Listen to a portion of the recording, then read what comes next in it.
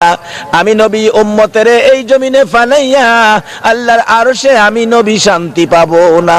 জিবরাইল রে, দুনিয়ায় দেখেছি মুরগি যখন বাচ্চা ফোটায় রে জিবরাইল, আল্লাহু আকবার বলুন।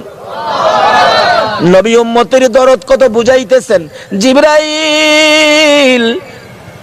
মুরগি যখন বাচ্চা ফুটাই রে, বাচ্চা লইয়া মা মুরগিটা সমাজের মধ্যে ঘোরাঘুরি করতে থাকে। বাচ্চার উপর যদি কোনো বিপদ দেখা দেয় রে জিবরাইল, দেখবি মা মুরগিটা আকাশে চিলকাক উড়াল দেয় বাচ্চা নেওয়ার জন্য।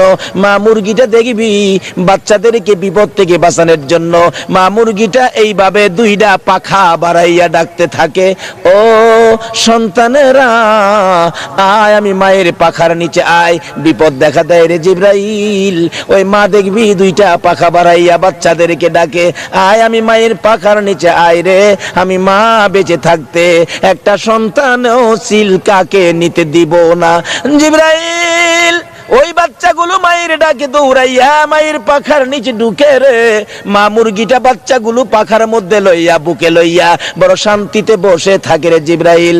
এমনি সময় আমারও মন চাই রে, আমি আর সে যাব না, সোনার মদিনার মাটিতে থাকবো।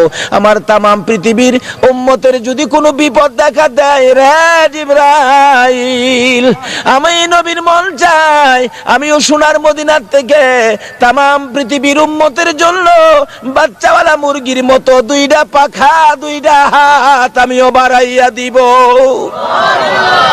আমি আমার তামাম পৃথিবীর উম্মত গুলো হাতের মধ্যে লইয়া আমার মন চাই সোনার মদিনার মাটিতে সুখে শান্তিতে পড়ে থাকবো।